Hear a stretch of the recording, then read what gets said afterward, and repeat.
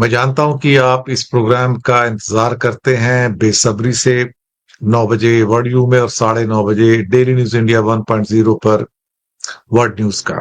दोस्तों, मुद्दा तो एक ही है, लेकिन उस मुद्दे के अंदर बहुत सारे मोड़ आ गए हैं।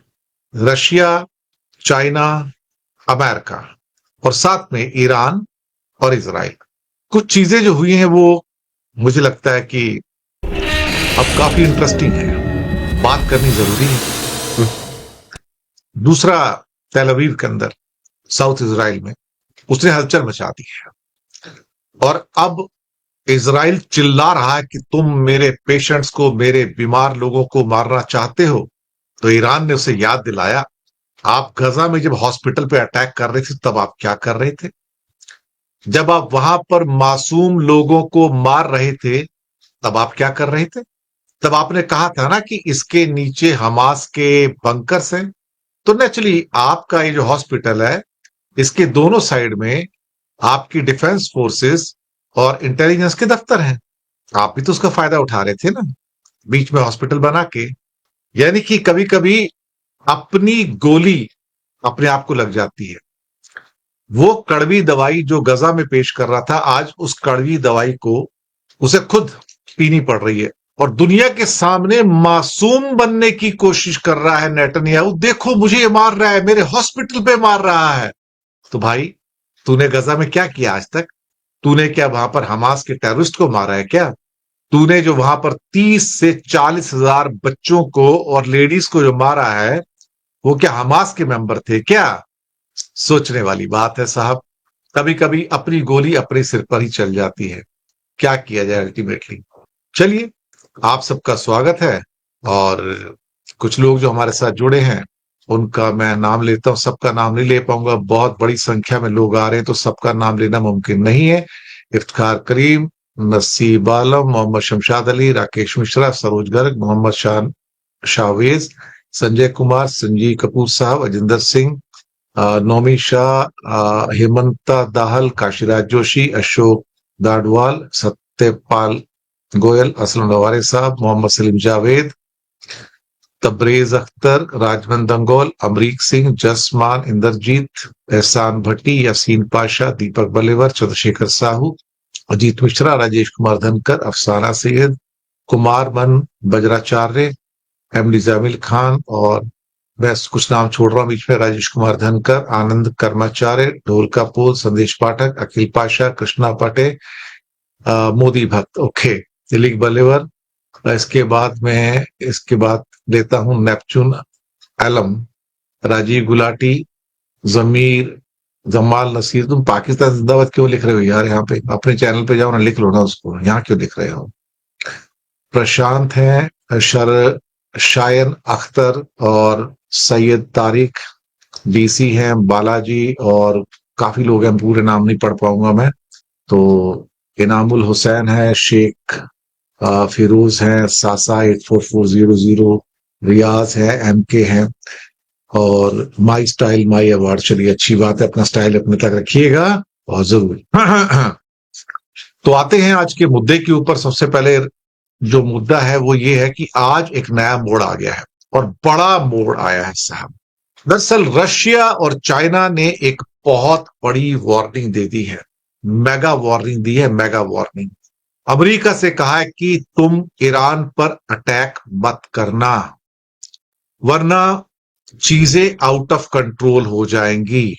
ये जो सारी की सारी वार्निंग्स हैं, ये कई मोड़ से निकल कर आ रही हैं। यहां तक हो गया कि सुबह आज रशिया ने एक वार्निंग दी कि ईरान के बुशहर प्लांट में मेरे न्यूक्लियर साइंटिस्ट काम कर रहे हैं उसको बनाने पे, उस प्लांट पे हमला मत कर देना गलती से भी। तो इजराइल का क्लैरिफिकेशन आया शाम तक कि हम बुशहर प्लांट पे हमने कोई हमला नहीं दिया है। इसे कहते हैं खौफ। यानी कि रशिया ने कहा कि मेरे साइंटिस्ट है वहां पर। इसका मतलब सीधा ये था कि अगर तुम बुशहर प्लांट के ऊपर हमला करते हो तो तुम रशिया पे हमला कर रहे हो और मैं उसे बर्दाश्त नहीं करूंगा। चीजें कुछ इस मोड़ पर आ गई हैं कि जहां पर मैं 2 दिन से बात कर रहा था कि जिनपिंग बहुत एग्रेसिव हो रहे हैं और शायद 2 या 3 बार वार्निंग दे दी है कि तुमने जो किया है गलत किया है और तुरंत वॉर को रोको, स्टॉप इट नाउ। लेकिन एक अच्छी बात है कि जिनपिंग ये बात अमेरिका से नहीं कह रहे हैं, ये इजराइल से कह रहे हैं कि stop this war and cause the cease fire now, you have started the war. और तुमने दरअसल ईरान की सॉवरेनिटी, सिक्योरिटी और टेरिटोरियल इंटेग्रिटी को वायलेट किया है, विच इज नॉट एक्सेप्टेबल। ये बात बड़ी बात है। और रशिया का भी आज वार्निंग फिर से आया, यानी कि एक तरह से आज ही कम से कम 2 या 3 वार्निंग चाइना के और खास तौर से रशिया के एक साथ में आ गए हैं, एक साथ में आए हैं, जी हां। और इवन जिनपिंग ने यह भी कह दिया इजराइल बहुत जल्दी सीज फायर करे, डिस्प्यूट को सुलझाने का तरीका जंग नहीं है, स्टॉप इट नाउ। मुझे लगता है कि इस बात को अमेरिका को और साथ में इजराइल को सीरियसली लेना चाहिए। कुछ इस किस्म की तैयारियां हैं कि जहां रशिया और चीन मिलकर ईरान की पूरी मदद करने को तैयार हैं। हथियार जाने शुरू हो गए हैं वहां पर। मैं आपको बताऊं, चीन के कई हवाई जहाज अपना क्या कहते हैं ट्रांसपॉन्डर बंद करके ईरान में एंटर करके और वहां पर उन्होंने हथियार उतारे हैं और कह रहे हैं कि लगातार सहयोग देंगे। और हम अमेरिका से फिर कह रहे हैं कि don't attack Iran, don't attack Iran. शायद ये बात इतने कड़े शब्दों में जो रशिया ने कही है और जो चीन ने कही है, वो इस बात को दर्शाता है कि अंतरराष्ट्रीय राजनीति के अंदर इन दोनों का रुतबा कितना है, इन दोनों का वजन कितना है। ये इस बात से पता लग रहा है कि ये एक किस्म से शी जिनपिंग की डिक्टेट है कि it now, do the cease fire. और ये इजराइल से कहा जा रहा है। मुझे लगता है कि यहां से पता लग रहा है कि आप एक महाशक्ति हो, यहां से पता लगता है कि आप एक सुपर पावर हो। और 2 सुपर पावर मिलकर आज उन्होंने तीसरी सुपर पावर अमेरिका से कहा है कि do not enter Iran, do not enter Iran else there is going to be problem.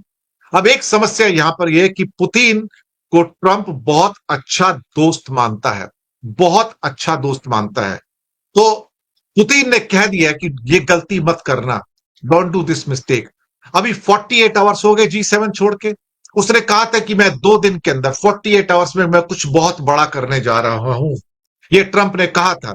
लेकिन एक तो उसको मागा का विरोध का सामना करना पड़ रहा है वहां पर, उसके अपने सपोर्टर उसके साथ में नहीं है कि तुम इजराइल के फटे में अपनी टांग क्यों अड़ा रहे हो।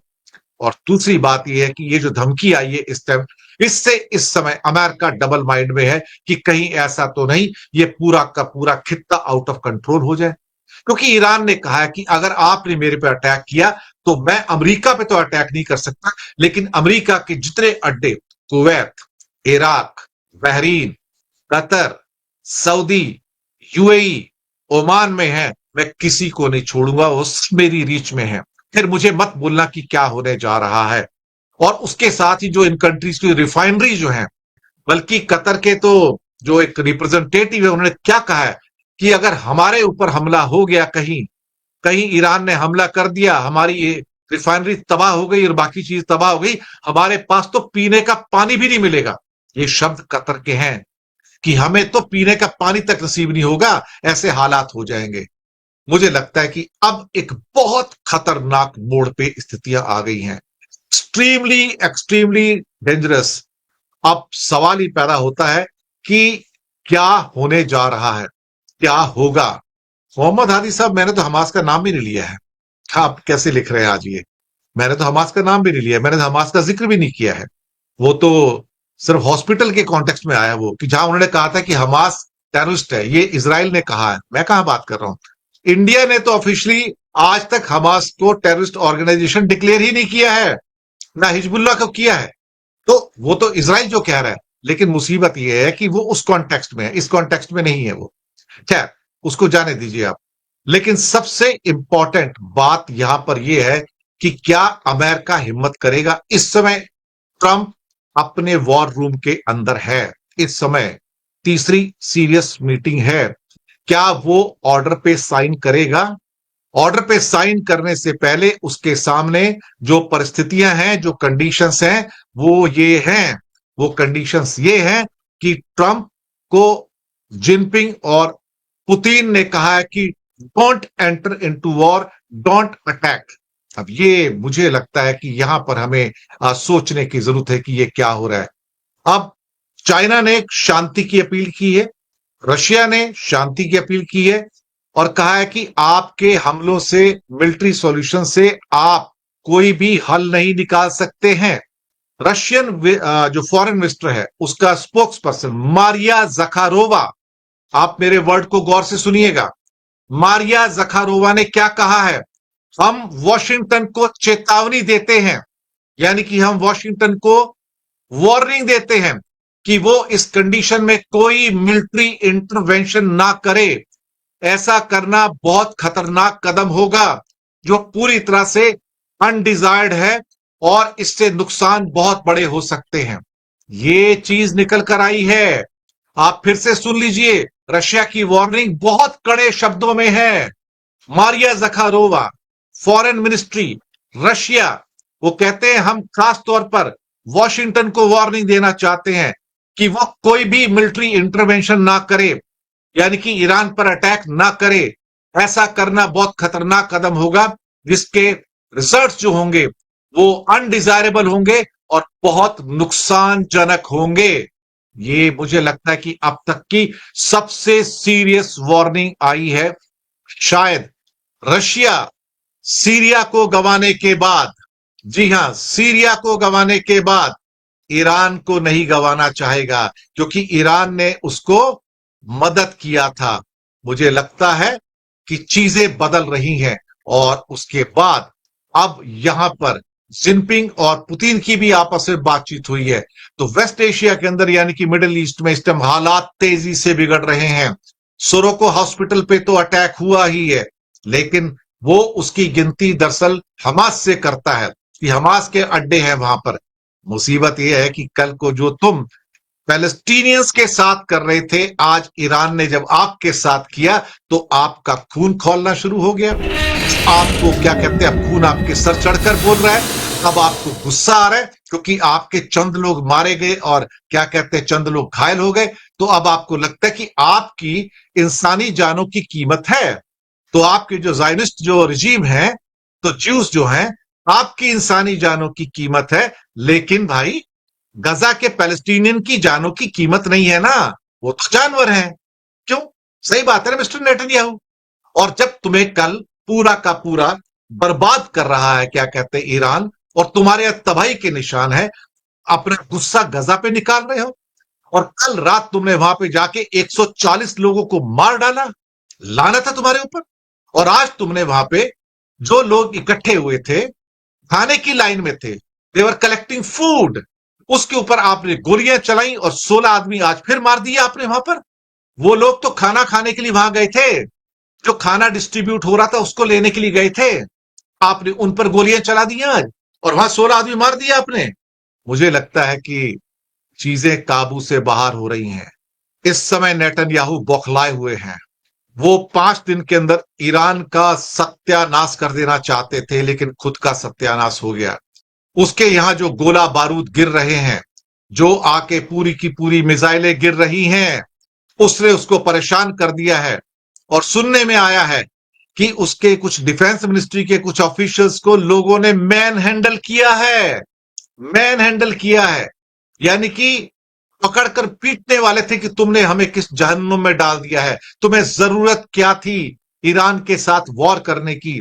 और एक डिफेंस एक्सपर्ट तो ये भी कह रहे हैं, या इजराइल के, हमें मालूम नहीं था कि ईरान के पास इतनी सारी बड़ी मिसाइलें हैं, हमें इस बात का अनुमान नहीं था, we could not assess it. मुझे लगता है कि चीजें हाथ से बाहर निकल रही हैं, या ये कहा जाए हाथ से बाहर निकल चुकी हैं।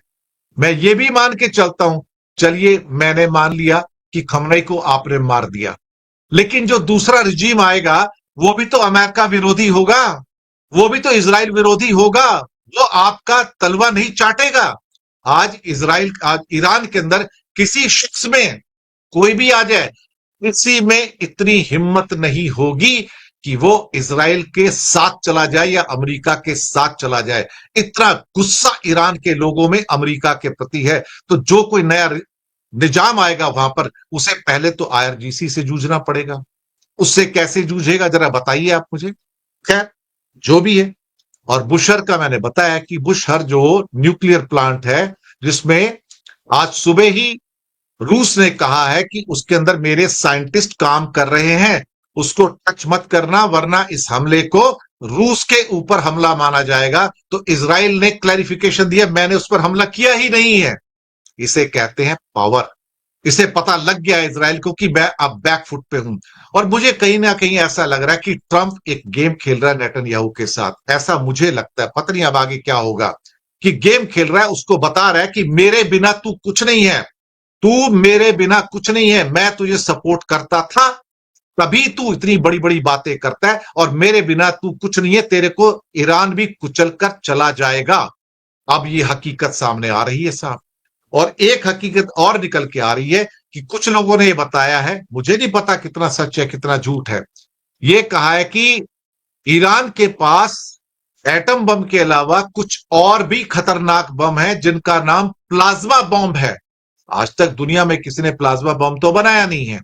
प्लाज्मा बम अभी भी साइंस फिक्शन के अंदर ही देखा जाता है। लेकिन कुछ सूत्रों का कहना है कि शायद उनके पास प्लाज्मा बम हो सकता है जो बहुत ज्यादा खतरनाक हो सकता है।